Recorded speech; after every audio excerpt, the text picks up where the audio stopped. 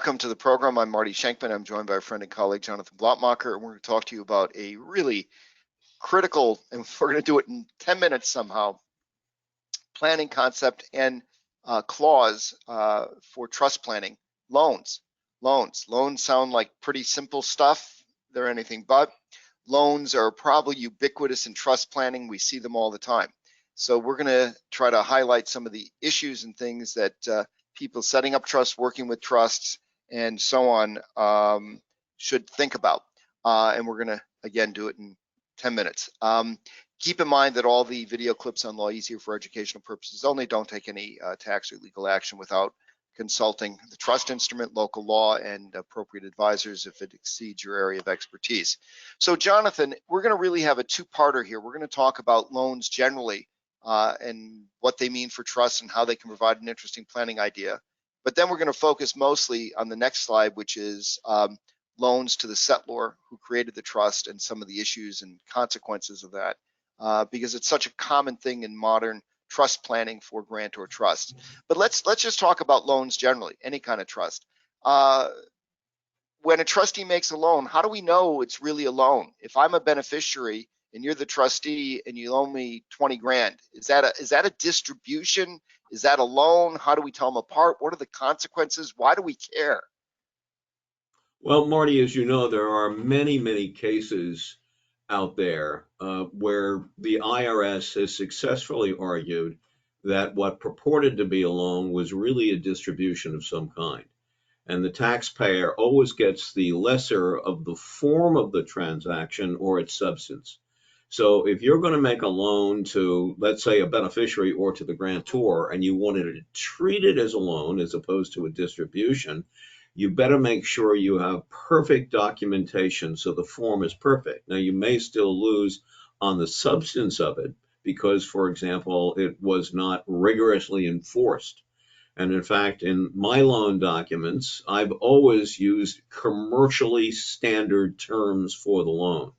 So you've got to do that. Keep in mind that whenever you buy a bond or you incur any indebtedness, you're making a loan.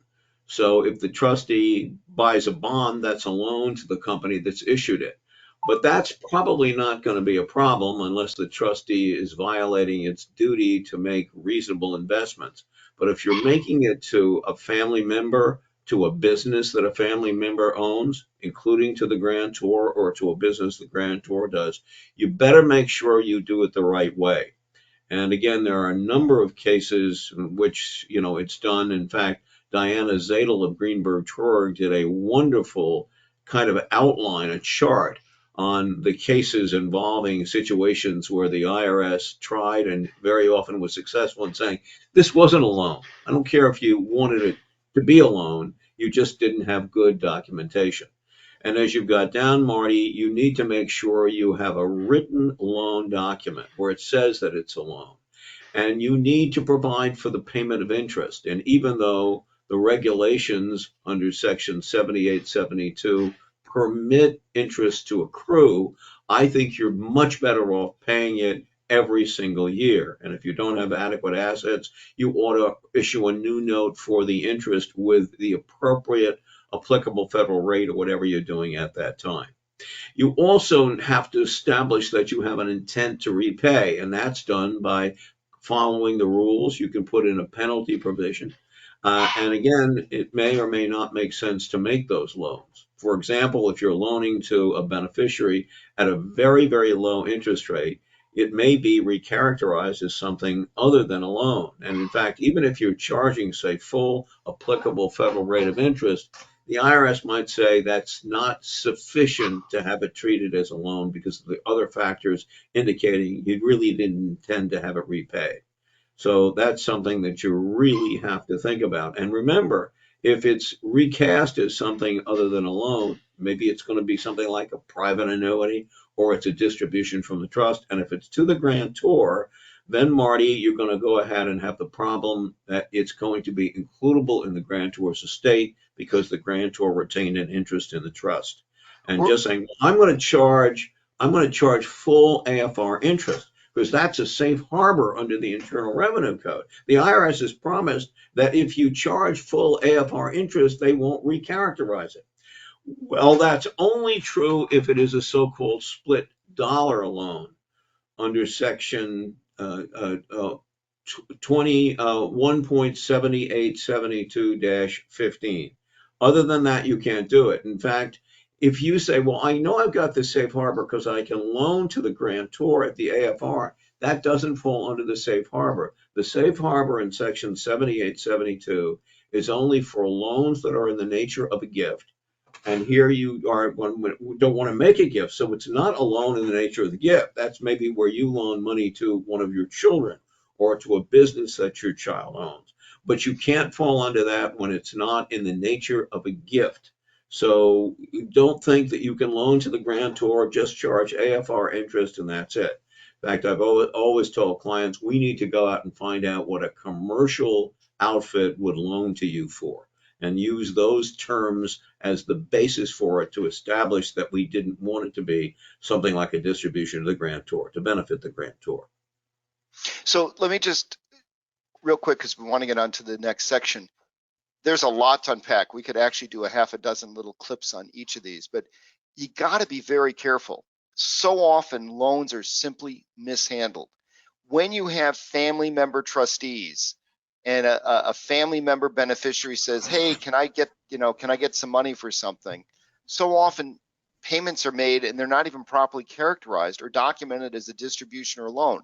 You got to think before you do. You got to talk to your advisors. As advisors, you have to make sure that people, dot the proverbial I's and cross the proverbial T's with proper documentation. It's so often just not done.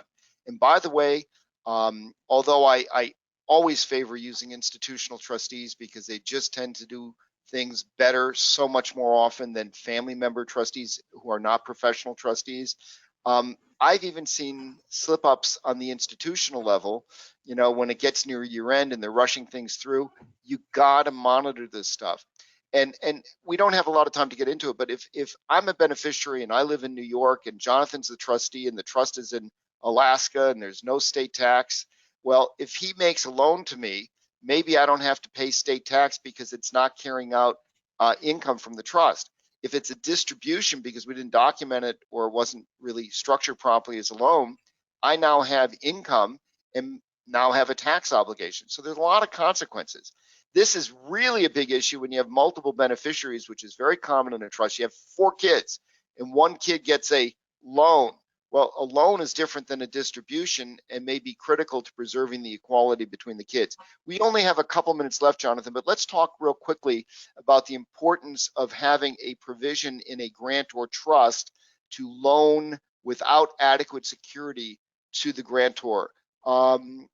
You want that to backstop the grantor trust status. It doesn't hurt. A lot of people have stopped doing that because they feel the swap power is more than adequate to assure grantor trust characterization, but it never hurts to have a belt and suspenders. I don't think the swap power is absolutely guaranteed assured in every instance to work exactly as people want, so why not have it?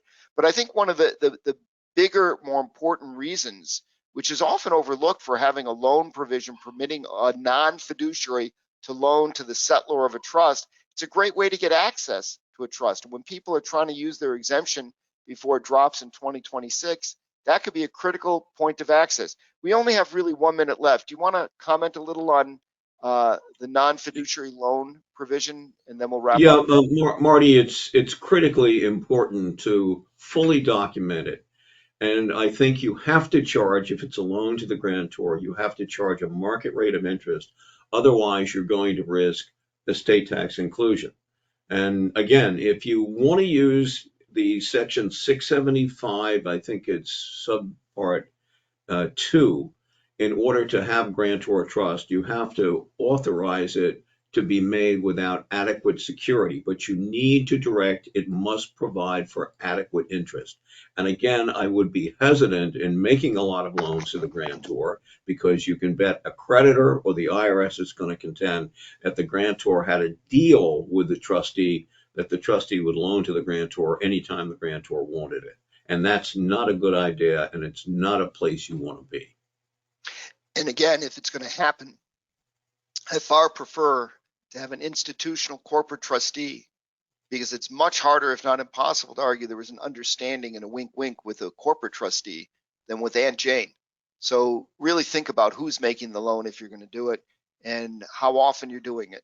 And when you're doing this planning, what is adequate security if you're relying on that? I think that's very hard to define.